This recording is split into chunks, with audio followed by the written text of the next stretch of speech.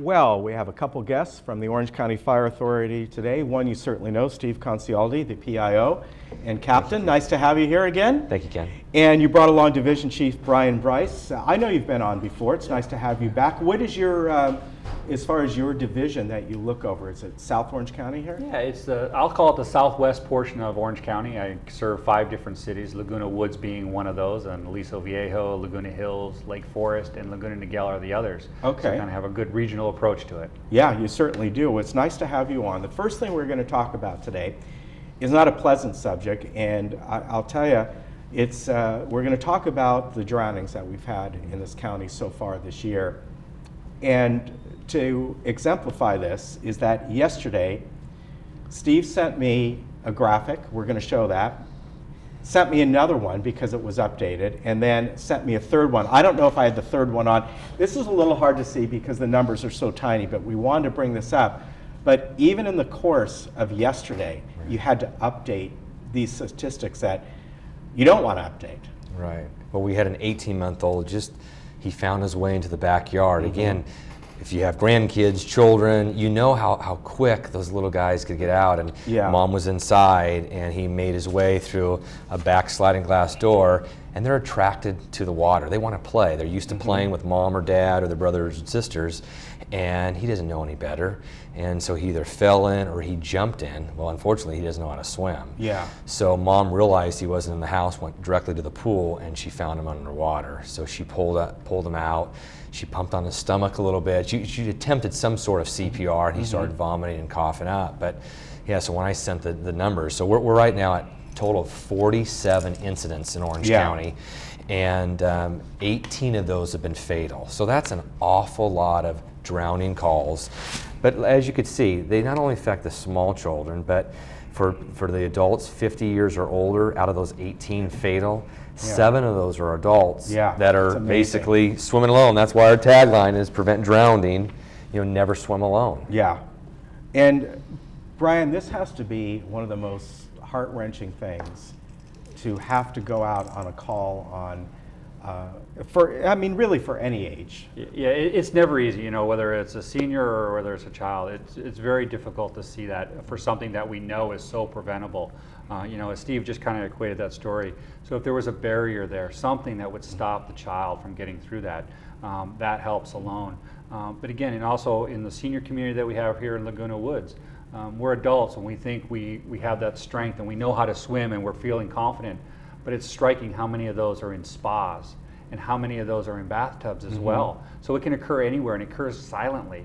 The movies and TV, sometimes you see the person thrashing about in the water and you think there's going to be the noise, there's going to be somebody screaming for that help. That's not always the case. It usually happens very silently and unknowing to everyone else that's around it, even when there's large gatherings. So someone has to be there paying attention to that water, and that's why we really emphasize the water watcher tags where you're identifying someone. Yeah. Who is it? I've been to those calls where there's been 30, 40 people, and somebody thinks somebody else is watching that water. Right. Well, you have to dedicate that person to do that. Yeah, definitely. And I've mentioned this to Steve before. We have a little in-ground spa in our backyard, and when my daughter was like a year, we put up the fence around it. It's all around the coping and all. She's certainly at an age now that she can climb over it, but she can swim and all that, but still you have to watch her. But even for me, behind our spa, we have, I've put in all these little tropical plants and things like that. And I've even thought, going out there trimming those, I don't like to do that unless someone's home. Because what if this planter's about 2 feet above the rest of the pool, what if I simply trip, hit my head on the side and go in? It's just 2 feet of water, but if no one else is there, so I even think about that when I'm doing maintenance out there in the yard around it, to be very cautious and try not to do it when my wife isn't home, just in case. And we've had kids jump in, we've had adults jump in, hit their heads. Yeah.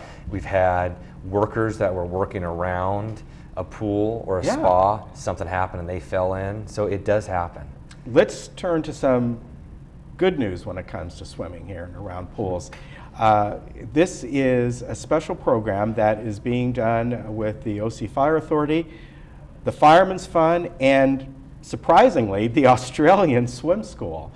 How did this all come together, especially the Australian swim school? Right, the Australian swim school is in Santa Ana. Okay, So Orange all right. County Fire. I thought maybe they came up here. Right, All they right. reached out to some Okay. swim schools, and Fireman's Fund generously donated $10,000 That is great. for education. And so this fund was targeted for Santa Ana, and so all of us offered over 300 adults and children free swim lessons for this summer. That is great. And they're still going on right now, and look how happy the kids are. Yeah. And again, we heard on the news just a couple days ago in Demi Moore's house. Right. She wasn't there, and there was I believe a 21-year-old that drowned.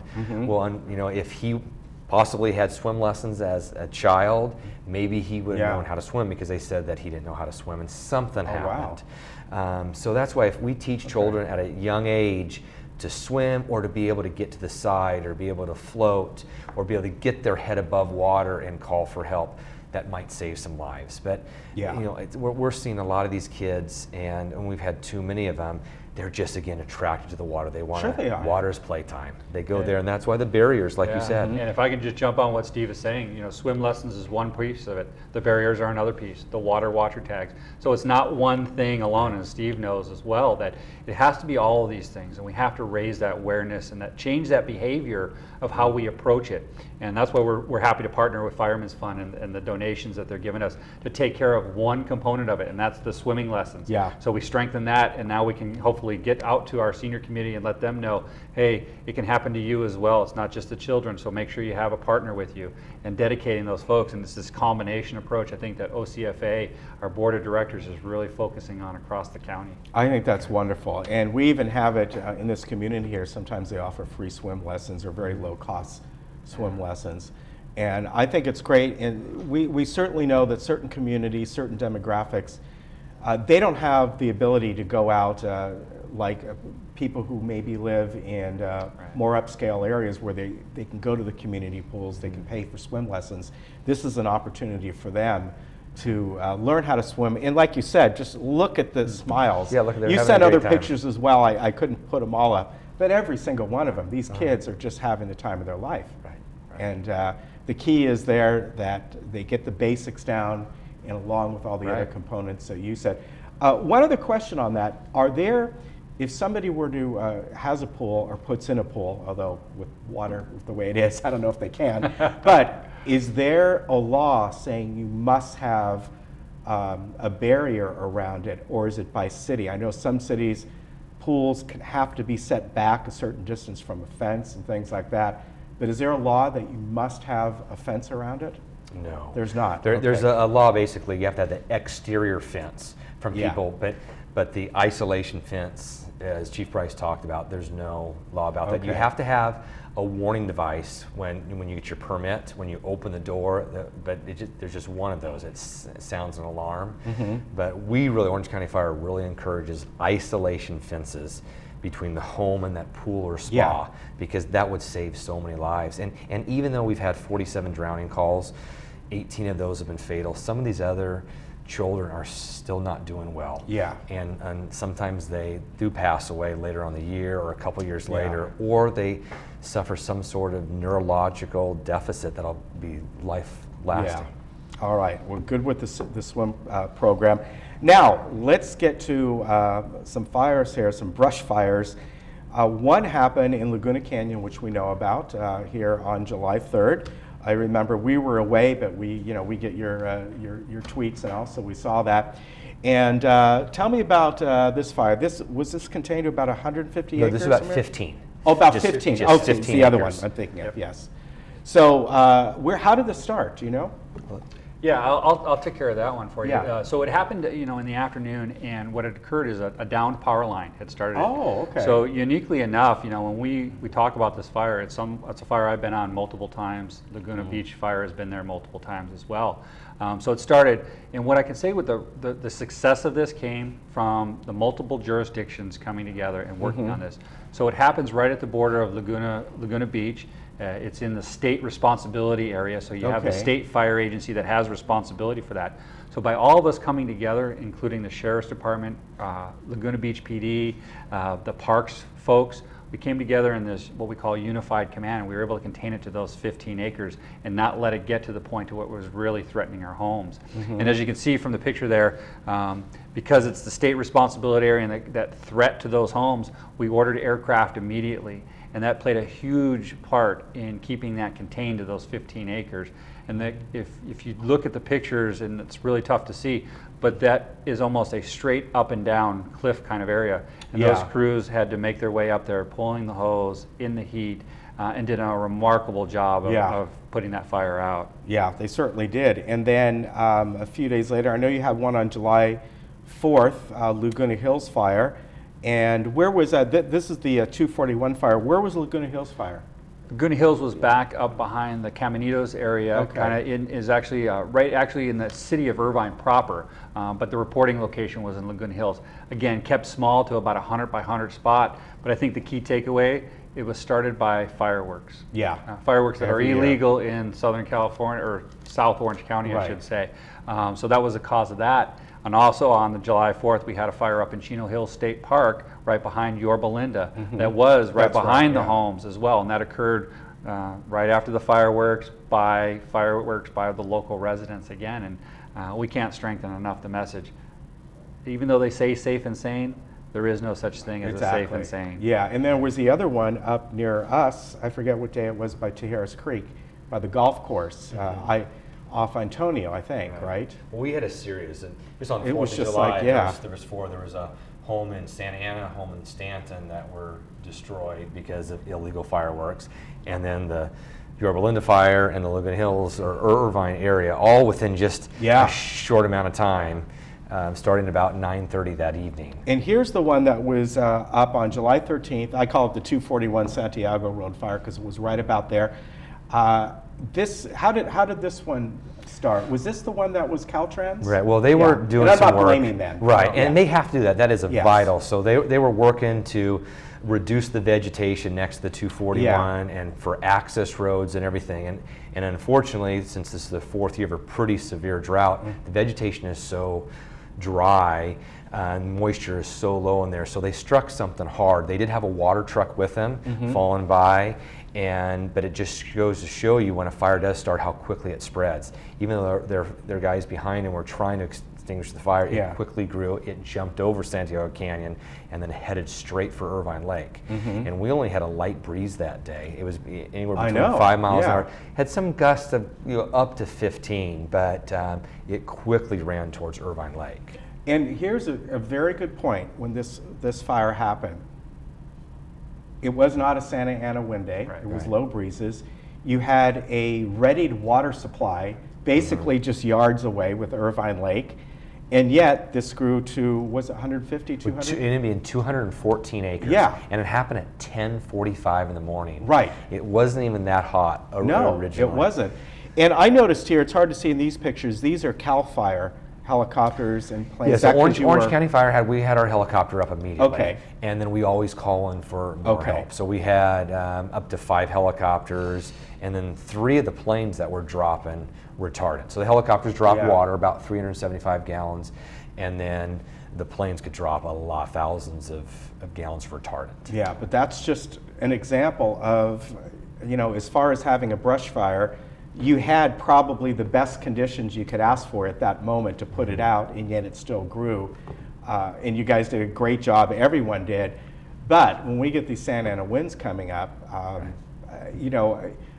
as hard as all you folks work, whether it's you guys, CAL FIRE, the Sheriff's Department, you all work together, there's only so much you can do when the winds are gusting and it's going across tinder like this.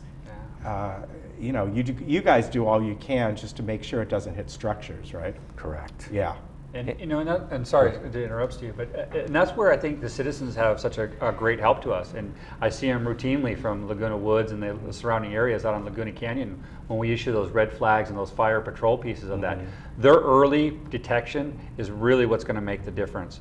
So again, using this one with the Caltrans, even with them right there, the water truck, it still spreads. Yeah. Imagine if there's no one there keeping an eye or something occurs in a more dangerous situation. So again, kudos goes out to all the community members that volunteer and help out with that. It's very appreciative from the fire side, and that's what's going to help us keep these small, is that early detection, early aggressive attack by the fire authority to maintain that safety. Let's talk about something that's been in the news lately, and that's the drones, that people put up these drones. I guess they just want to get their own pictures of what's going on. And of course, it grounds your air support. The drones don't stay up that long, their batteries don't last long, but still, 10-minute difference can really play havoc, right? Yeah, absolutely. And so what folks don't realize is that our aircraft and the safety of the aircraft comes first. Right. And so if we know that there's something flying around in the area, we'll have to divert our aircraft.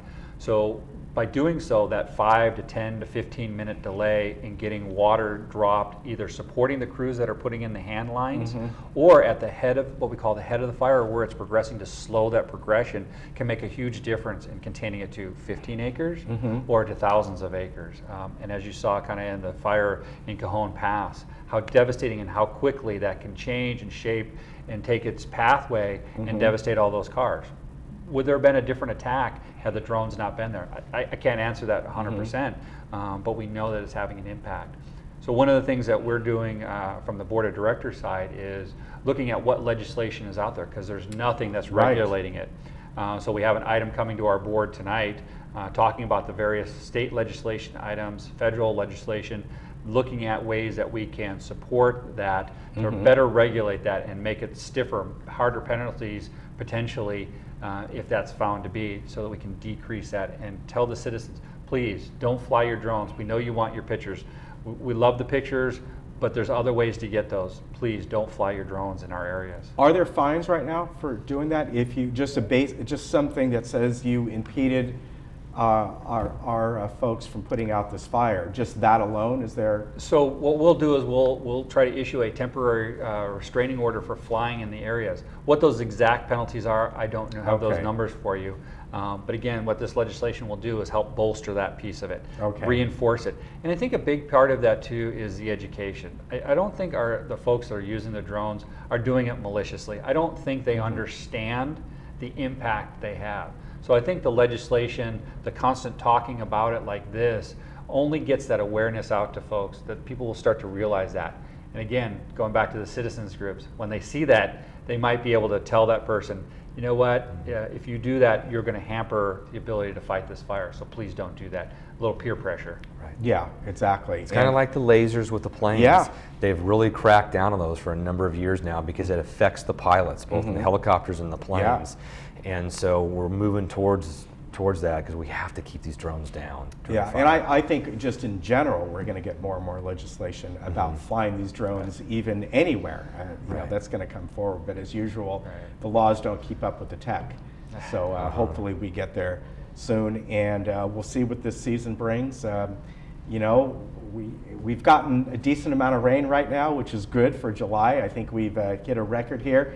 Maybe we'll have a rainy August and September, and we'll see what happens, right? Because you know, we can only hope for the best. Right, it's still so dry out there. It is, I know. Vegetation extremely dry. Yeah, it is. And as you said, even when people go out like Caltrans, they're doing their job out there, but you know, they're using weed whackers and all kinds of stuff, which can cause a spark, and in this dry brush that they were prepared for it, right? But still, it got out of hand. Thank you both for coming on. Thank you, Ken. And you know, folks, again, stay water safe out there. And the statistics, are these listed on your new website? They will be. They will be. Okay, because I know you guys updated your website. Steve, Brian, good to see you.